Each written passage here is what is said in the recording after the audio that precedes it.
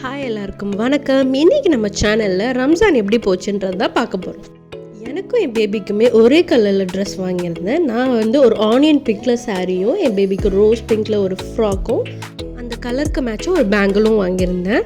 இதுதான் எங்கள் ரம்ஜானுடைய அவுட்ஃபிட். எப்படி இருக்குன்னு கமெண்ட்டில் சொல்லுங்கள்.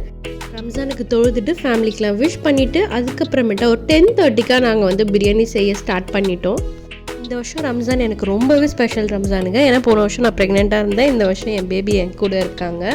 அவங்களுக்கு எல்லாமே பார்த்து வாங்கினது, பேங்கிள்லேருந்து குட்டி ஃப்ராக்லேருந்து குட்டி குட்டி ட்ரெஸ்லேருந்து மெஹந்தி, கம்மல், அது எல்லாமே பார்த்து வாங்கக்குள்ளே ரொம்ப ஹாப்பியாக இருந்துச்சு. அப்போ தான் எனக்கு தோணுச்சு, நம்ம பேரண்ட்ஸ்லாம் இப்படிலாம் வாங்கியிருப்பாங்க நம்மளுக்கு பார்த்துன்ட்டு. ஒரு வழியாக 12:30 பிரியாணிலாம் செஞ்சு முடிச்சாச்சு.